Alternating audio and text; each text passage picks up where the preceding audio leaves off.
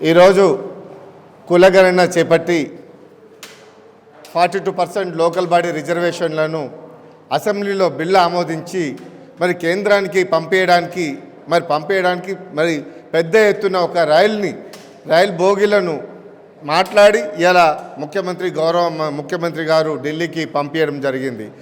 నేను ఢిల్లీకి పంపించే ముందు ముఖ్యమంత్రి గారికి నేను ఫస్ట్ ఒకటి గుర్తు చేస్తున్నా. అయ్యా ముఖ్యమంత్రి గారు, మీరు చేయాల్సిన పనేంది, మీరు చేసిన పనేంది ఫస్ట్ మీరు అది చెప్పండి. మీరు లోకల్ బాడీ రిజర్వేషన్లను బిల్లు ఆమోదించారు, సంతోషం. అన్ని పార్టీలు కూడా సపోర్ట్ ఇచ్చినాయి, మద్దతు ఇచ్చినాయి. దాని తర్వాత నెక్స్ట్ పని ఏం చేయాలి? గవర్నర్ ఆమోదించాలి. గవర్నర్ ఆమోదించిన తర్వాత జీవో తీసుకొని దాన్ని ఢిల్లీకి వెళ్ళాలి. మీరు అది పక్కన పెట్టి మీరు గవర్నర్ ఆమోదించకుండా మీరు ఢిల్లీకి వెళ్ళి ఏం చేద్దామని చెప్పి అంటే మీరు ఏదో బీసీలను పక్కదో పట్టించి 50 సంవత్సరాలు 70 సంవత్సరాలు ఆర్ కృష్ణ గారి నేతృత్వంలో ఉద్యమాలు చేసి వాయిస్ తీసుకురాగా ఇవాళ కేంద్ర మరి గౌరవ ప్రతిపక్ష నాయకుడు రాహుల్ గాంధీ గారు కామారెడ్డి డిక్లరేషన్ ప్రకారంగా బడుగు బలైన వర్గాల జాతి బిడ్డలు రావాలి, విద్యా ఉద్యోగ ఆర్థిక రాజకీయంగా ఎదగాలని చెప్పి అని ఒక ఆలోచనతో తెలంగాణ రాష్ట్ర ప్రభుత్వం వస్తే తెలంగాణలో గులగణన చేపడతాం, 42% రిజర్వేషన్లు మేము ఇస్తామని చెప్పి ఆయన ఒక దిక్కుంగా చెప్తే ఆయన మాటలు విన్నట్టుగా ఇవాళ మీరు ఏం చేశారు? దున్నపోతు మీద వర్షం పడినట్టు చాకళ్ళ తౌడు పోసి కుక్కలకి ఎట్లాట పెట్టిండ్రు. ఇవాళ చేసిన పని ఏంది? బిల్లు ఆమోదించి గవర్నర్ ఆమోదించకుండా జీవో తీయకుండా గత ప్రభుత్వంలో మన జయలలిత గారు గత పక్కన రాష్ట్రంలో ఉన్నటువంటి జయలలిత గారు ఏం చేశారు?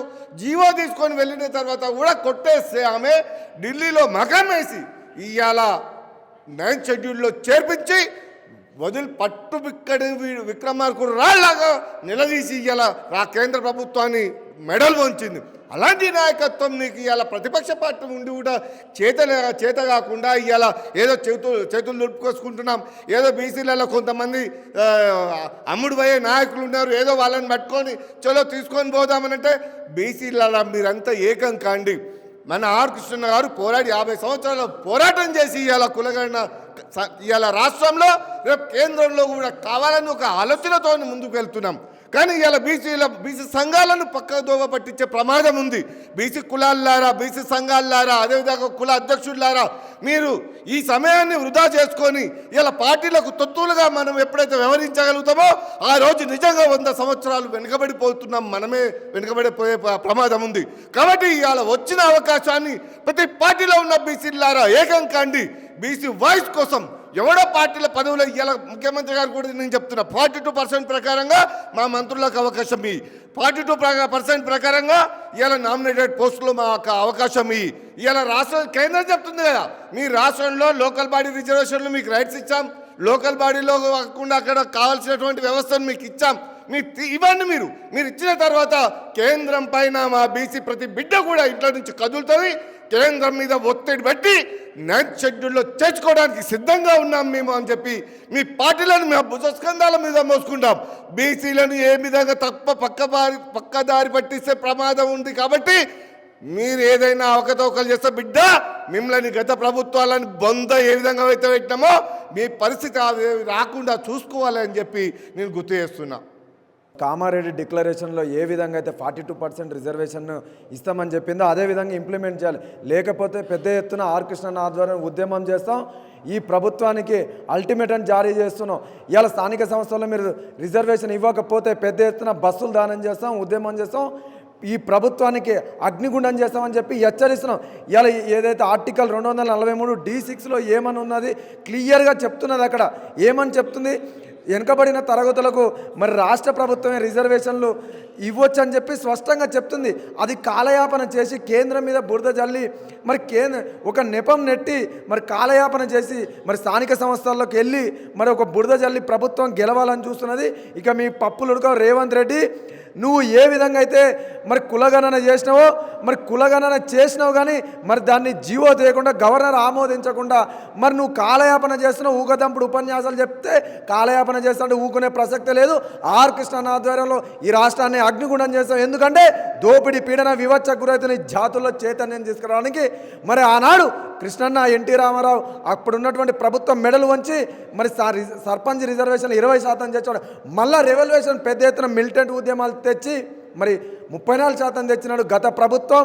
మరి దాన్ని 20% తెచ్చింది. ఇప్పుడు గత ప్రభుత్వం చెప్తుంది ఏమని చెప్తుంది, మేము ఇట్లా బీసీల కోసం కొట్లాడతామని చెప్తున్నాడు.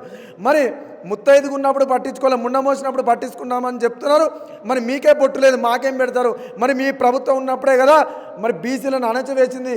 ఇక ఈ రేవంత్ రెడ్డి నువ్వు ఒక చరిత్రలో నిలిచిపోవాలంటే ఈ వెనుకబడిన తరగతిలో రాజకీయంగా మరి విద్యాపరంగా ఉద్యోగపరంగా నువ్వు రిజర్వేషన్ కల్పిస్తేనే చరిత్ర నిలిచిపోతావు, లేకపోతే చరిత్రహీనుడైతావు. ఇదే నీకు లాస్ట్ ఎలక్షన్ అని ఇట్లా చెప్తున్నా. ఎందుకంటే బీసీలు మొన్న పెద్ద ఎత్తున మిమ్మల్ని ఎన్నుకొని మరి గత ప్రభుత్వం అన్యాయం చేసిందని చెప్పి మరి మీరు న్యాయం చేస్తారని చెప్పి మిమ్మల్ని పెద్ద ఎత్తున మరి గెలిపిస్తే ఇవాళ గెలిచిన తర్వాత మరి ప్రభుత్వం మరి బీసీలను అణచివేయాలని చూస్తే ఊకునే ప్రసక్తి లేదు. ఎందుకంటే ఇలా రాజకీయంగా ఎదగడమే. మరి గతంలో చదువు కోసం ఉద్యమం చేశారు. మరి ఇలా చదువు అన్ని వర్గాలకు మరి వెనుకబడిన వర్గాలకు అన్ని ఎస్సీ ఎస్టీ బీసీలకు దక్కింది. ఇక రాజ్యాధికారంలో మా వాటా కావాలని చెప్పి ఉద్యమిస్తున్నాం. తప్పకుండా మిలిటెంట్ ఉద్యమాలు చేస్తాం. అణిచేత ఎక్కువైతే ఆయుధాలు పట్టే రోజులు వస్తాయని చెప్పి కూడా హెచ్చరిస్తున్నాం. ఎందుకంటే ఈ ప్రభుత్వానికి అల్టిమేటం జారీ చేస్తున్నాం. ఇవాళ ఈ ప్రభుత్వం మరి మొన్నటికి మొన్న ఏది మూసీ మీద 1,50,000 కోట్లను ఖర్చు పెడుతుంది. మరి ఇవాళ సెంట్రల్ యూనివర్సిటీ భూమిని 400 ఎకరాల భూమిని తీసుకొని సోనియా గాంధీ అల్లుడు మరి వాద్రా రియల్ ఎస్టేట్ కంపెనీ కట్టబెట్టాలని చూస్తుంది. ఇవాళ ఈ ముఖ్యమంత్రి కేవలం మరి గాంధీ కుటుంబానికి సేవ చేసేందుకు, గాంధీ కుటుంబానికి దోచిపెడతానికి తప్పితే ఈ ప్రజా వ్యవస్థ గురించి మర్చిపోయినాడు.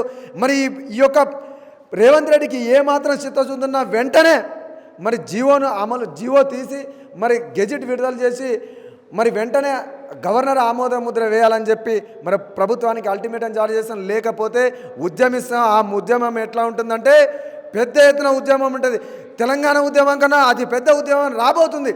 ఎందుకంటే గత 78 సంవత్సరాలుగా మరి రాజకీయానికి అణచివేస్తూ గురి చేస్తున్నటువంటి ఈ పార్టీలు ఏవైతే ఈ పార్టీల మెడలు ఇట్లా వంచేటువంటి వస్తుంది అతిపెద్ద ఉద్యమం రాబోతుందని చెప్పి మరి ఈ ప్రభుత్వానికి అల్టిమేటం జారీ చేస్తున్న తక్షణమే బీసీలకు 42% విద్యా ఉద్యోగ రాజకీయ రిజర్వేషన్లు కల్పించాలని చెప్పి ఈ ప్రభుత్వానికి డిమాండ్ చేస్తాం. లేకుంటే ఆర్ కృష్ణ ఆధ్వర్యంలో పెద్ద ఎత్తున మిలిటెంట్ ఉద్యమాలు చేస్తామని చెప్పి ఈ ప్రభుత్వానికి అల్టిమేటం జారీ చేస్తాం.